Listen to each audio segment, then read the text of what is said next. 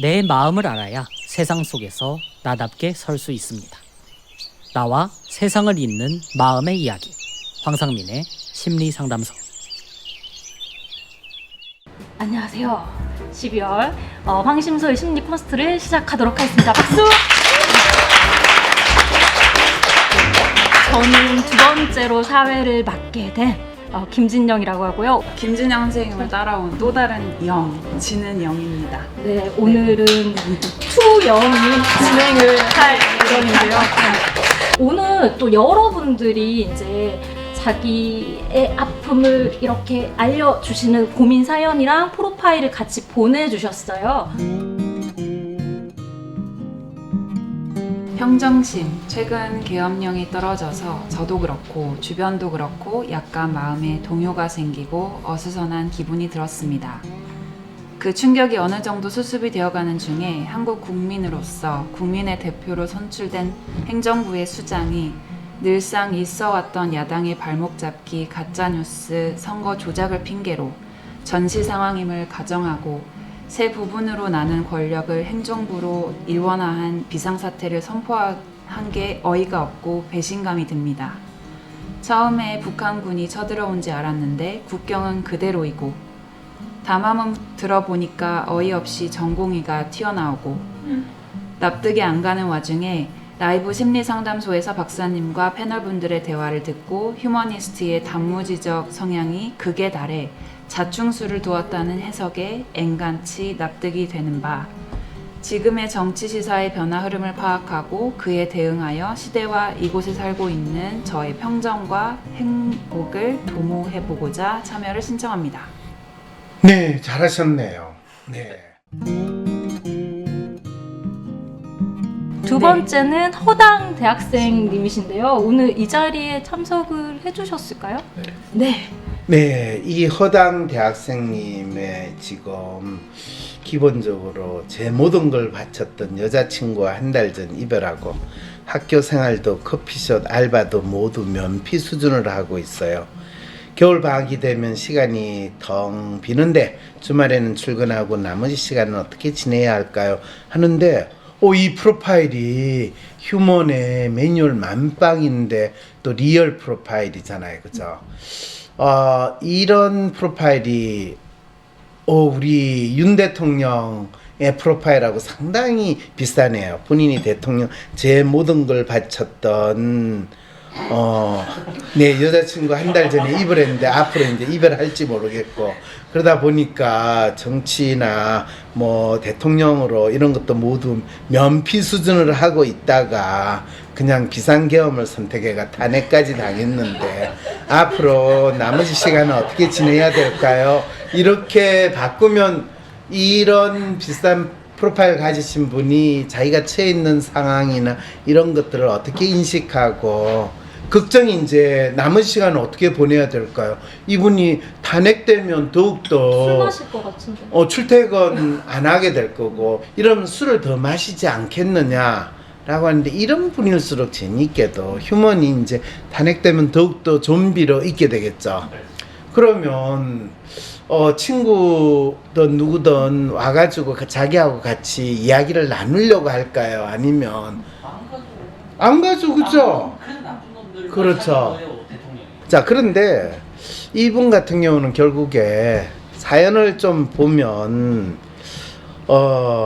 이 본인이 일을 뭐를 해도 참 발로하고 그렇게 지내다 보니까 결과도 엉망으로 나오고 뭐 이런 상황이고 그래서 본인이 주위에 있는 사람한테 좀 더 건면성실하게 자기 일을 또박또박 잘하는 사람으로 보여지고 싶다. 그동안 살아왔던 거는 어떻게 하더라도 그러면 이제 그 말은 앞으로는 좀 잘 살고 싶다 그 말이잖아요. 그죠? 네네네. 그러면 얼마 안 남은 이번 학기는 또 어떻게 보내야 할까요? 그리고 겨울 방학이 되면 시간이 텅 비어버리는데 물론 주말에는 출근도 하고 또 그동안 미뤄왔던 나만의 마음 책을 읽는 시간이 생겨서 독서도 하게 되겠지만 겨울 방학 내내 독서만 하는 저를 상상하긴 어렵습니다. 일주일 뒤면 방학인데 고민입니다. 라고 이야기할 때 사람들은 이 친구가 나만의 마음 책 이 한 권을 겨울방학 내내 읽겠다. 그렇지만은 겨울방학이 지나갈 때 이 책을 처음 끝까지 다 읽고 또 다른 책도 읽을 것이다 라고 볼까요? 아니면 뭐 나만의 마음 책 읽기를 시작했는데 50페이지도 넘어가지 못할 가능성이 크다라고 보는 게 맞을까요? 후자라고 얘기하면 너무 마음이 아플까요? 왜 마음이 아파요? 사실을 사실대로 이야기하는데. 그러니까 이제 그게 일주일 뒤면 방학인데 고민이래요. 이게 말이 되는 소리예요? 아니면 소가 할 소리예요? 왜 일주일 뒤면 방학인데 그러면 이 방학이 금방 온다는 뜻인가요? 일주일이라는 기간이 상당히 오래 남았다는 뜻일까요? 대답. 뭘 대답을 해요?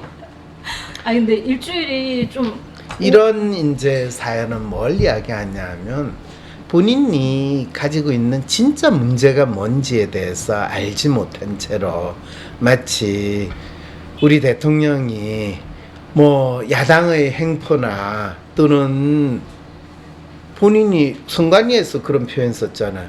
아니 지도 이 선거 시스템에서 이 선관위 관리에서 대통령이 된 사람이 갑자기 지 대통령 되는 것까지는 괜찮은데 그 위에 총선이 조작이 됐고 그게 아니 선관위에서 선거 문제가 있으면 그거를 이 감사원이든 또는 관련되는 전문가들이 많은 부서에서 와가지고 그걸 하지 국방부에서 와가지고 선관위 서버를 뒤지고 탄다.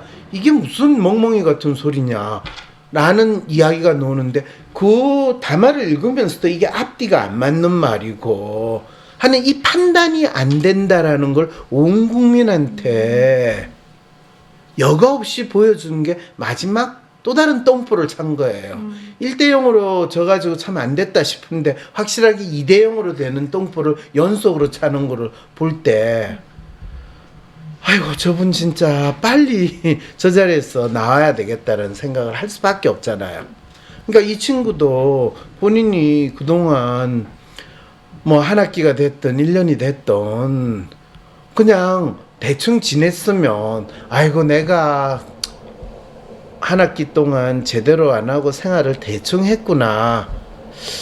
그러면 이제 일주일 남았는데 일주일 그럼 확실하게 진정으로 대충 하는 게 뭔지를 내가 원단으로 보여주자 라고 생각하고 그런 다음에 겨울 방학 때부터 내가 어떤 사람으로 어떻게 살아야 될 것인가 고민을 더 해보자 라고 할 때 그 고민이 다가올까요? 아니면 그동안 제가 살아온 거는 대충 살았는데 일주일 방학 일주일 남았는데 이 일주일만이라도 좀 더 땡실하게 제가 성실하게 잘 살았으면 좋겠는데 어떻게 할까요 박사님? 이렇게 물을 때 그래 너가 그동안 이 1년에 40주라고 생각하면 뭐 39주는 엉망으로 살았고 지금 마지막 한 주 이거는 너가 죽기를 각오하고 열심히 살아라 라고 이야기하면 내가 얼마나 바보 같은 심리학자예요. 그런 일이 일어나지 않는데 지가 벼랑 끝에서 죽기를 각오하고 제가 죽겠습니다 하는 상황이 되지 않는 한은 일어나지 않을 일이거든요. 그럴 때는 야 딴 생각 하지 말고 남은 일주일 그냥 놀고 싶으면 놀아. 갑자기 마음이 확 편할 것 같은데요? 그렇죠. 네. 그리고 그렇게 논 다음에 그냥 네가 뭘 겨울방학 때 뭘 하고 싶다고 뭘 겨울방학 때 하니 겨울방학 때는 곰도 그냥 이 들어가가지고 편히 겨울잠을 자는데 너도 그동안 힘들었으니까 겨울잠 자고 그런 다음에 봄올 때 따뜻한 봄올 때 한 2월 때쯤 돼서 어떻게 할지 그때 한번 생각해보자야. 갑자기 이렇게 마음이 되게 편안해지면서 내가 그렇게 사는 게 훨씬 맞지. 그리고 그때 가서 고민하면 제대로 할 수 있을 것 같아. 이런 마음이 확 생기는 것 같아요. 네. 이 글은 사연인 거예요. 어떻게 생각해요? 맞는 것 같아요. 그렇죠? 뭐 해본다고 한들 크게 안 달라져요. 네. 질문이 지금 들어오는데. 네. 그러면 말씀하신 대로 조금 쉬었다가 다시 의미를 찾고 이러는데 그때는 또 에너지를 찾고 그 의미를 찾으면서 2, 3년 동안 내가 뭘 할 수 있을까라는 걸 찾을 수 있는 상황이 그러니까 주변에 사람들이 있거나 그런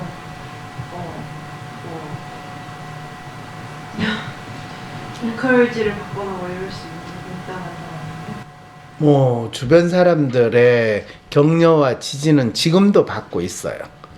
근데 그리고 네. 조금 지난다고 해서 그 격려와 지지가 사라지는 것도 아니에요. 그리고 이 그러니까 휴머니스트 성향의 사람들이 뭔가를 하게 되는 거는 주변 사람들이 지지나 격려도 필요하지만 더 중요한 거는 스스로 자기가 어떤 명분이나 어떤 목표를 향해서 나아가야 된다고 스스로 믿는 게 있어야 돼요. 그걸 보통 우리는 명분이나 정당성이라고 이야기하는데 윤석열 대통령의 케이스로 본다면 그 29분짜리 담화는 본인이 막연히 비상계엄이라는 거를 내세웠던 그 명분이고 담화인데 그거를 비상계엄 포령하면 이 국민들이나 이 인간들이 알아서 그냥 yes sir 하고 다 꼬꾸라질 줄 알았는데 꼬꾸라지기는 그냥 뭔데 이렇게 이제 나오니까 이제 쇼크를 먹은 거죠. 그리고 밑에 있는 애들도 시켜놨는데 앞에서는 yes sir 하고 하겠다고 해놓고 자기가 봐도 전혀 안 움직이고 있으니까 이거 뭐지? 이런 상황이 벌어졌던 거죠. 그러니까 불안해서 전화해가지고 계속 확인하고 그렇죠. 체크하고. 얼마나 본인이 똥줄이 탔으면 이 합참 벙커에서 전화가 어디까지 가고 있어? 어디에 도착했어? 아직 다 안 모였으니까 빨리 끌어내. 근데 얼마나 억울해요, 박사님. 스토킹 소리까지 나와요, 이제. 그건 경찰청장이 참 본인도 경찰청장도 참 기가 찼겠지. 그 대통령이 그렇게 막 격렬하게 했을 때 아마 경찰청장의 머릿속에는 히틀러가 밑에 장군들 모아놓고 왜 스탈린그라드를 점령을 못하는 거야 이 멍청한 놈들 이렇게 주장하면서 반역자 주장하는 그 느낌을 가질지도 몰라요. 왜냐하면 언론에 보니까 그 경찰청장하고 밑에 그 사람하고 뭐 나오면서 야 우리 이거 해야 돼 따라야 돼 말아야 돼 그런 이야기까지 나눴다라고 언론에 나오는데 이거 거의 스토리는 무슨 독재자 밑에서 말도 안 되는 명령을 받았는데 이거를 실행을 할까요 말까요 자기들끼리 또 이런 경우에 이제 보통 그냥 막말로 쓰는 표현이 쥐새끼들이 모여가지고 어떻게 우리가 살 길인가 이런 느낌을 가진다고 하는데 참 대한민국이 불행이잖아요. 대한민국에 높은 자리 지도자 있는 분들이 지방에서 지방직 공무원으로 일하고 있는 40대 후반의 여성입니다. 여기서 일한 지는 2년이 조금 되었습니다. 저는 오랜 기간 대학원 생활과 시간 강사를 하다가 공무원 시험에 응시해서 지금 이곳에 오게 되었어요. 간절하게 원하던 합격이었지만 막상 제가 원하는 곳이 아닌 곳에 오게 되니 도저히 갈피를 잡지 못했어요. 남편과도 떨어져서 지내야 하고 주말밤에 이곳을 떠나서 가는 남편을 보면서 진짜 혼자가 된 것 같은 기분으로 너무 우울했습니다. 제가 거기에 일도 따라가지 못하는 상황이 반복되면서 제 스스로 엄청 주눅이 들어서 남 눈치만 보면서 하루하루를 보내는 생활을 합니다. 제가 얼마나 일을 못하는지, 진짜 그게 정말 100% 내 잘못이었는지, 팀장은 대놓고 저 때문에 자기가 나쁜 사람이 됐다는 식으로 말하더라고요. 너무 괴로웠습니다. 그런데 저도 사람인지라 그런 상황이 벌어질 때마다 일을 잘해야겠다 이런 생각보다는 여기를 벗어나야겠다는 생각이 더 들더라고요. 거의 반 정도는 다시 시험을 보고 여기를 뜨자. 이 생각밖에 없어서 회사에서는 일하고 집에 돌아와서는 일찍 자고 새벽에 일어나서 시험 공부를 했습니다. 이게 작년 상황이었는데 아쉽게도 시험은 떨어지고 마음을 다잡고 다시 1년간 시험을 재도전해 보고 싶습니다. 그런데 이게 만약에 실패한다면 어떻게 해야 할지 너무 괴롭습니다. 그러게요. 이분은 자신이 있는 곳이 감옥이라고 생각하나 보죠, 그죠? 쇼생크 탈출이라고 이름을 붙였는데, 이분이 지금 이게 만약에 실패한다면 어떻게 해야 할지 너무 괴롭습니다. 마음을 다잡고 다시 1년간 시험을 제대로 해보고 싶은데, 이분이 시험을 다시 재도전하면 시험에 될 수도 있고 안 될 수도 있어요. 어떤 상황에선 되고 어떤 상황에선 안 된다 이렇게 생각을 해봐야 되는 걸까요? 아니요. 그러면요? 이분은 사실 저가 될 수도 있고 안 될 수도 있다고 그러는데 될 가능성보다는 안 될 가능성이 더 높아요. 어떡해요? 이분 오늘 밤에 잠 못 잘 것 같은데. 아니에요. 아니에요? 지금 네. 이렇게 이제 사회자가 엉뚱하게 이분 사연을 전달하면 이분 잠 못 자요. 이분은 이미 자기 문제가 무엇인지를 정확히 알기도 전에 답을 정해놓고 이 사연을 보낸 거예요. 여기서 이 사연에서 답이 뭘까요? 시험에 붙어야 되는데. 시험에 붙으면 지금 있는 여기서 벗어날 것이다라는 기대를 하는 거잖아요. 그죠? 네. 그러면 이분이 시험에 되면 본인이 원하는 곳으로 갈까요? 아니면 또 다른 예상하지 못한 대로 떨어질까요? 그렇겠죠. 뭐 국가직이면은 그렇죠. 어디로 갈지를 어떻게 알아요? 그렇죠. 그러니까 이분이 시험을 해야지만 내가 여기서 벗어날 수 있다라고 스스로 답을 정한 게 이분이 진짜 자기가 처해 있는 상황이 무엇이고 그 속에서 자기 삶을 어떻게 살아갈 것인가에 대한 파악을 못하게 만드는 게 진짜 문제라는 거죠. 자, 저 질문.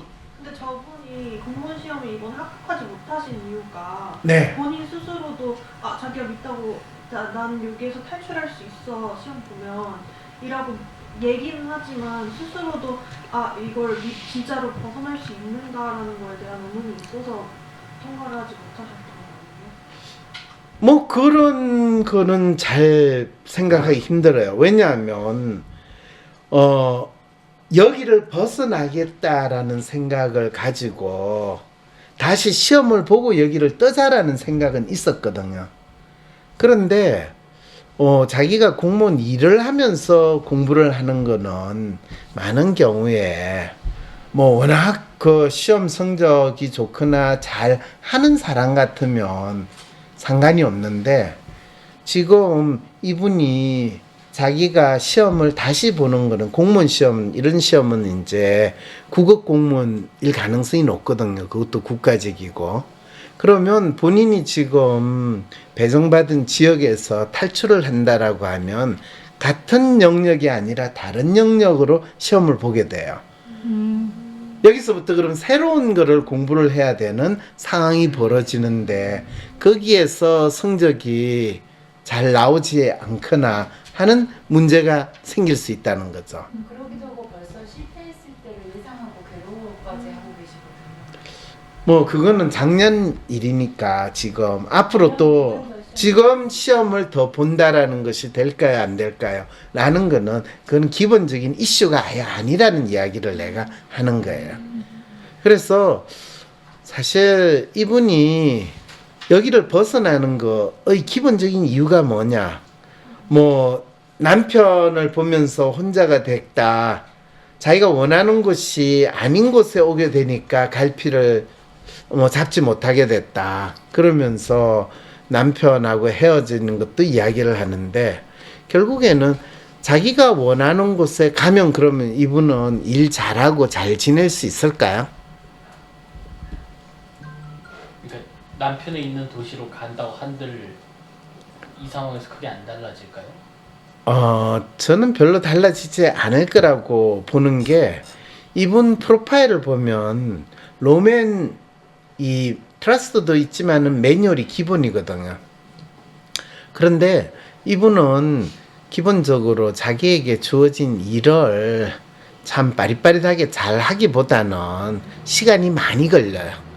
그래서 본인한테 부닥치는 문제는 낯선 곳에 내가 있기 때문에 그렇다라는 마음으로 보는데, 아이고 참. 근데 또 이분이 여기 상담 사연에 다 적혀 있지는 않았지만, 그러니까 다 축약이 돼서 조금 빠진 부분인데, 그 직장 상사한테 일 잘하시는 분한테 가서 일을 알려달라, 도와달라라고 표현을 했는데, 왜 너는 네가 그거를 제대로 파악 안 하고 그냥 날로 먹으려고 하냐부터 시작을 해서, 뭔가 나는 잘하려고 뭔가 표현을 하는데 그게 표현이 되면 될수록 뭔가 오해가 쌓이고, 그래서 꾹꾹 참다가 옆 팀에 조금 마음 편한 사람한테 그런 얘기를 했더니 또 소문이 나가지고 그게 굉장히 곤란해서 이 자리에서 빠져나가고 싶다 이런 마음도 사실 표현하셨거든요. MZ 세대, 이분은 40대 후반의 여성이니까 나이가 40대 후반인데 공무원 시험 봐가지고 일을 하는 상황이면 내 나이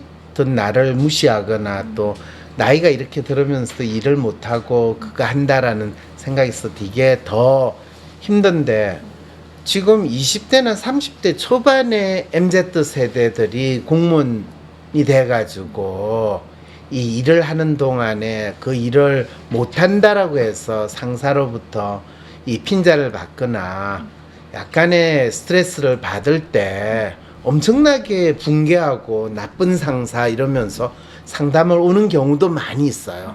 그래서 자기가 거의 죽을 것 같아, 어떻게 하면 견딜 수 있느냐, 이런 식의 이야기인데, 그럴 때 가장 먼저 많이 이야기하는 거는, 아니 일을 어떻게 하는지를 가르쳐 줘야지 내가 그 일을 익숙하게 돼서 잘할 수 있지. 아니 무슨 상사가 그냥 툭 던져놓고 이걸 하라고 그러면 어쩌란 말이냐 라고 이야기를 하는 거예요. 그래서 자기는 시키는 일을 하루 종일 붙들고는 있는데 진도가 안 나가고, 또 그 다음에 또 다른 일을 시키니까 이건 죽을 것 같아, 어떻게 하면 됩니까? 라는 그런 이야기를 하거든요. 그럼 똑같은 이야기예요. 그럴 때 박사님은 어떤 팁을 주시나요?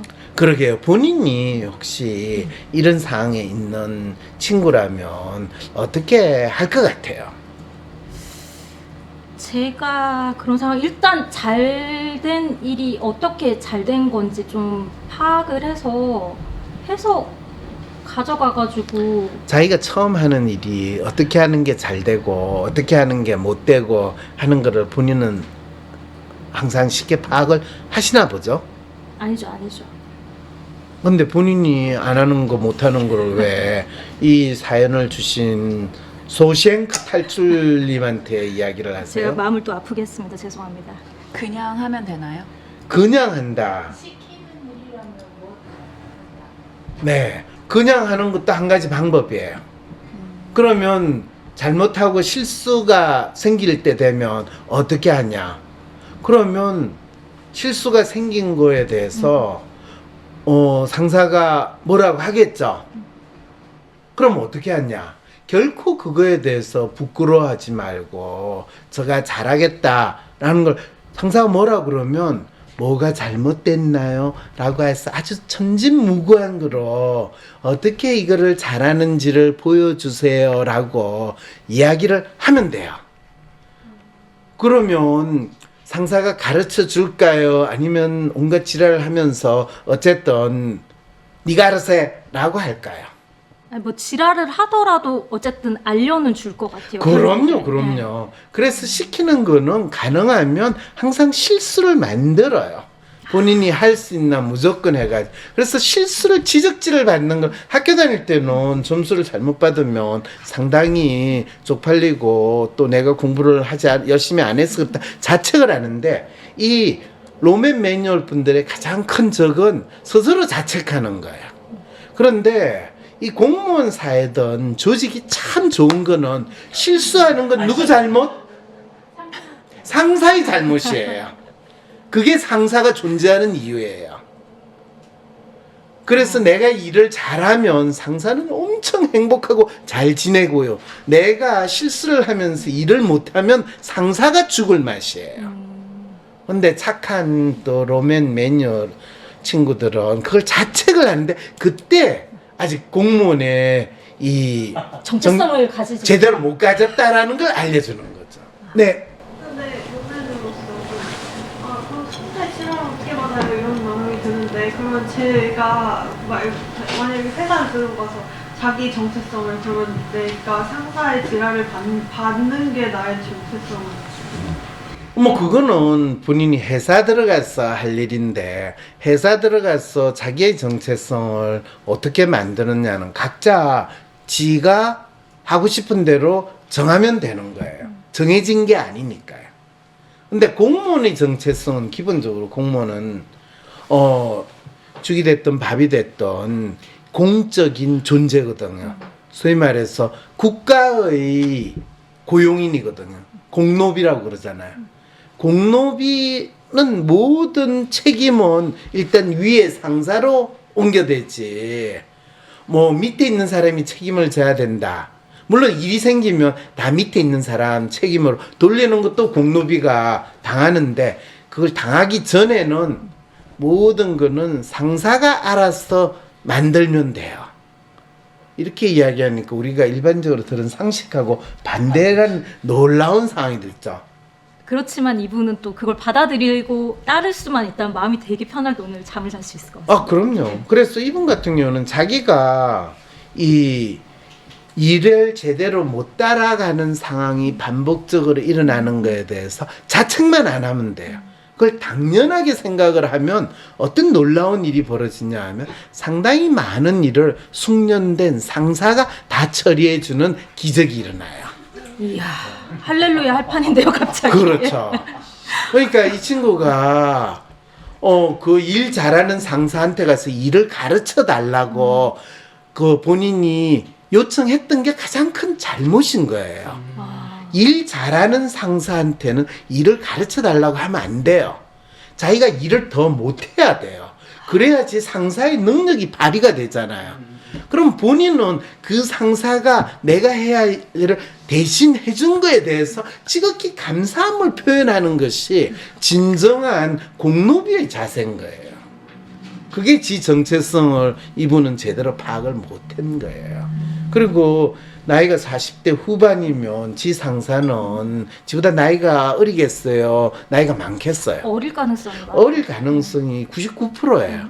그러니까 지보다 30대 한 중반 되는 상사가 일도 잘하는데 진짜 이모뻘인 지 밑에 직원이 너무 잘하세요. 너무 멋있어요. 저희 구세주 이러면 그 상사도 얼마나 뿌듯하겠어요. 그래서 상사는 밤새고 본인은 이 칼퇴근하고 얼마나 행복한 생활이 되겠어요. 갑자기 행복한 것 같아요. 일 잘하는 공무원들이요. 그럼요. 이게 진정으로 내가 잘 살아가는 길을 찾는 건데 본인이 엉뚱하게 시험을 다시 봐서 내가 다른 지역을 가면 내가 행복할 거다 이런 정답을 정해놓고 그 정답대로 가면 우리 대통령처럼 내가 이 자식들 싹쓸이로 잡아 넣기만 하면 내 마음대로 정치를 할 거다라는 착각을 하는 거하고 똑같은 상황이 벌어지는 거예요. 네, 이분이 직접 쇼생크 탈출이라고 자기 별명을 붙여주셨는데 지금 계신 곳이 감옥이 아니라 자기가 되게 편하게 잘 지낼 수 있는 안락한 곳이라고 생각하고 한번 박사님이 주신 솔루션 실천해보시면 되게 다르다라는 느낌 받아보실 수 있지 않을까 싶습니다. 대한민국 대표 심리상담가 황상민. 누구나 쉽게 자신의 마음 정신 건강을 확인할 수 있도록 직접 대면하지 않아도 언제 어디서든 인생 상담을 받을 수 있게 온라인 상담을 진행하고 단순히 들어주는 상담에서 그치는 것이 아니라 고민의 근본적인 원인을 파악하여 내담자가 원하는 삶을 향해 나아갈 수 있도록 내면의 힘을 키울 수 있는 해결책을 제시합니다. 마음 정신 건강 주치의 황상민 박사님께 온 오프라인 심리 상담을 받아보세요. 상담센터를 개설해 전문 심리치료사로 일하고 있는 저는 WPI 초급 워크숍에서부터 심리 치유사의 길을 시작했어요. 마음 약방이 시작된 것은 WPI 초급 워크숍에서부터 마음 읽기를 배우고 제 마음을 읽으면서부터였어요. 우와, 그럼 저도 전문 심리치유사가 돼서 심리상담과 심리치유, 코칭 활동을 할 수 있나요? 그럼요. 저도 제 마음을 읽고 저를 다양하게 표현하는 작가가 될 수 있나요? 아, 그럼요. 저는 그냥 제 자신과 다른 사람들의 마음이 뭔지 알고 싶은데. 그럼요. 할 수 있어요. 바로 WPI 초급 워크숍에서. 나와 주변 사람들의 성격과 마음을 읽고 다양한 삶의 어려움을 해소하는 비법을 알고 싶으시다면 지금 바로 WPI 초급 워크숍에서 마음 읽기 첫걸음을 시작해보세요. 우와, WPI 창시자이자 대한민국 대표 심리치료사 황상민 박사님께서 가르쳐 주신다고요? 네, 그렇습니다. WPI 초급 워크숍은 WPI 프로파일 자기평가에 대해 구체적으로 배울 수 있습니다. 또한 멘토들의 지도로 자신의 프로파일을 해석받을 수 있고 황상민 박사님께서 직접 해주시는 간단한 1대1 원포인트 레슨까지 받을 수 있답니다. 지금 삶이 막막하고 힘들게 느껴지시나요? 낯선 사람들과 함께 공부하는 것이 힘들게 느껴지는 분들이더라도 개인 상담을 받듯이 WPI 초급 워크숍에 참여해보는 건 어떨까요? 온라인으로 참여한 다른 사람들과 함께 각기 다른 사람들의 마음을 부담 없이 편하게 읽는 시간을 가지며 자신의 마음의 아픔 그리고 삶의 어려움을 해결할 수 있는 방법을 얻으실 수 있습니다. 초급 워크숍 수료 이후 심리상담, 심리치유 전문가가 되는 임상수련을 받고 싶으신 분들은 WPI 전문가 과정에 지원해 자신의 꿈을 실현해 나갈 수 있습니다. 마음을 읽고 내 삶을 새롭게 만들어 나가는 첫걸음 WPI 초급 워크숍 지금 바로 신청하세요.